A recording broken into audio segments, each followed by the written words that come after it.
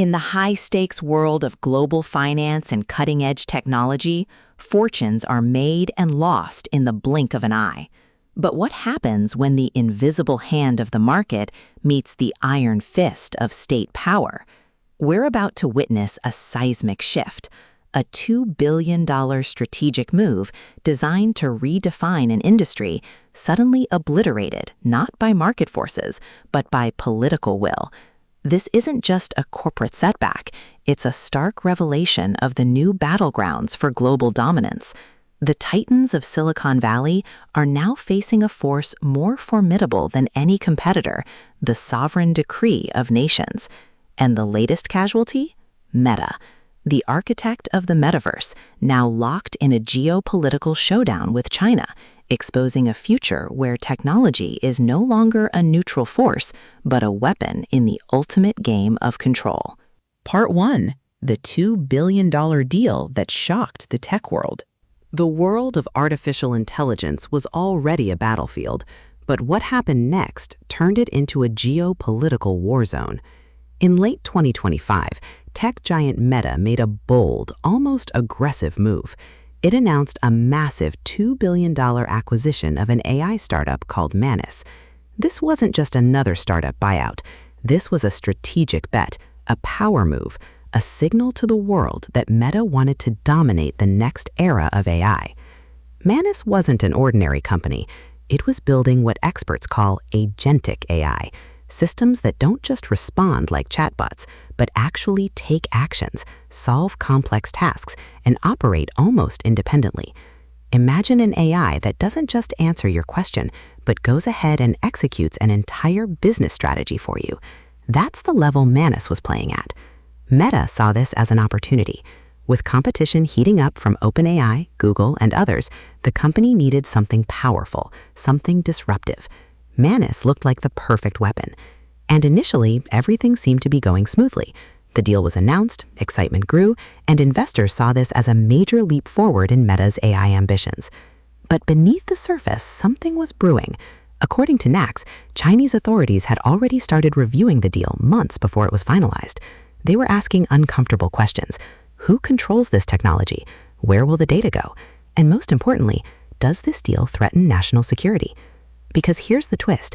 Even though Manus had shifted its base to Singapore, its roots were still deeply Chinese. Its founders, its early development, its core intellectual DNA, all tied back to China. And that meant one thing. This wasn't just a business deal anymore. This was about control. Control over AI talent, control over intellectual property, control over the future. And just when Meta thought it had secured a massive victory, China made its move. Part 2. China steps in. Power, control, and a hard stop. In April 2026, the story took a dramatic turn.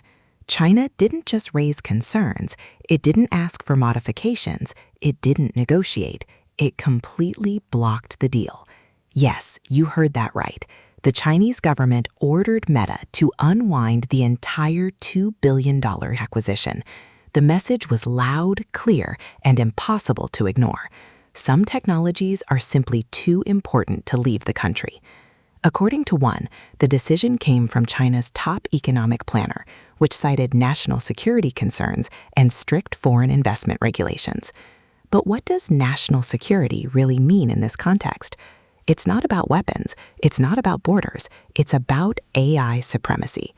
Artificial intelligence today is what oil was in the 20th century, a strategic resource that defines global power. And China understands this better than anyone. By blocking this deal, China is essentially saying, we are not going to let our AI talent, our innovation, and our future be owned by foreign companies. And it didn't stop there. Reports suggest that Manus founders were even restricted from leaving the country during the investigation phase, showing how seriously China took this situation. This is no longer just business regulation. This is strategic control.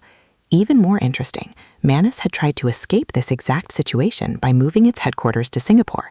It was a clever move, a way to operate globally without being tightly bound by Chinese regulations. But China made it clear, you may move your office, but you can't move your origin. This decision also sends a powerful warning to startups across the world. If your roots are in China, your technology might still fall under Chinese jurisdiction, no matter where you relocate. And for global investors, this changes everything, because now every cross-border tech deal involving China carries a hidden risk, the risk of being stopped overnight. Part 3. The bigger picture. AI war between the US and China. If you zoom out, this story isn't really about Meta or Manus. It's about something much bigger. It's about a global AI war. The United States and China are currently locked in a silent but intense battle for technological dominance, and artificial intelligence sits right at the center of this conflict. Meta's attempt to acquire Manus was part of a larger strategy. Big tech companies are racing to secure talent, data, and advanced AI systems, because whoever leads in AI leads the future. But China isn't just watching from the sidelines. It's actively building walls around its AI ecosystem. According to MIT, this move reflects China's broader effort to prevent foreign companies from gaining access to Chinese AI talent and intellectual property. Think about it like this. Imagine you have a gold mine. Would you sell it to your biggest competitor? Of course not. And in today's world, AI is that gold mine. That's why China is tightening control, increasing scrutiny, and making it harder for foreign companies to acquire Chinese tech firms. On the other side, the US is also restricting China's access to advanced chips and AI technologies. So what we're seeing is not just regulation, it's retaliation, it's strategy. It's a chess game where every move has global consequences.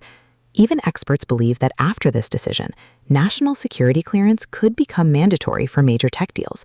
That means slower deals, higher uncertainty, and more political interference in business. And here's the most important takeaway. The era of global free tech expansion is ending. We are entering a world where technology is political, where innovation is controlled, and where every billion-dollar deal is not just about profit, but power. Part 4. What this means for investors, startups, and the future.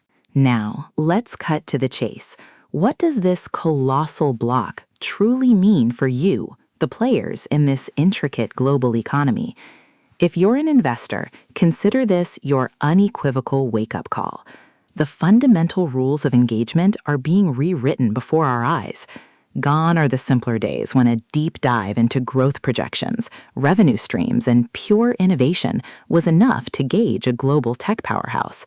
Today, your due diligence must extend far beyond the balance sheet. You must become a student of geopolitics, because a deal, pristine on paper, strategically brilliant, financially justified, can evaporate overnight under the weight of government intervention. Meta's multi-billion-dollar acquisition stands as a chilling testament to this new reality. For the audacious startups, the message resonates with even greater intensity. If you're forging the next generation of disruptive technology, particularly in the realm of artificial intelligence, every foundational decision demands meticulous scrutiny. Where do you plant your flag? Who provides the capital that fuels your ambition? Which jurisdiction asserts control over your invaluable data? And crucially, how will the powerful eyes of governments perceive your trajectory, your meteoric rise? Because in this rapidly evolving landscape, unprecedented success isn't just met with accolades, it inevitably attracts attention. And with that attention comes an unforgiving wave of regulation. For a behemoth like Meta, this isn't merely a hurdle, it's a profound strategic recalibration. Their ambition to rapidly accelerate AI capabilities, to seamlessly integrate advanced automation, and to aggressively outmaneuver rivals now hits a brick wall. They are forced back to the drawing board, compelled to fundamentally reevaluate their entire global acquisition strategy, perhaps for years to come. Conversely, for China, this move is undeniably a strategic triumph. They have masterfully fortified their domestic AI ecosystem, broadcast an unequivocal message to the world, and unequivocally asserted their position in the relentless global tech race. Yet, every victory carries a shadow. The question looms, does such stringent control risk stifling the very innovation it seeks to protect? Could it inadvertently isolate China from the essential global collaborations that fuel progress? Will this decision solidify China's AI dominance, or ultimately lead to its isolation? Only time and the unfolding geopolitical currents will provide that answer. The future is not just tech, it's power. This, my friends, is far more than the story of a single blocked acquisition. It is a chilling, prescient glimpse into a future already upon us. A future where the very notion of technology as a neutral force, a tool unbound by borders, is a romantic relic of the past. We are entering an era where governments, not markets, will increasingly dictate who innovates, who acquires, and who ultimately wields control over the most powerful advancements. The clash between Meta and China isn't the grand finale, it's merely the opening salvo. Because the true battle unfolding isn't for companies or even for market share. It is for nothing less than the sovereign control over intelligence itself. And in this brutal new world order, the most formidable players won't merely be the smartest, the most innovative, or the wealthiest. They will be, without question, the most powerful.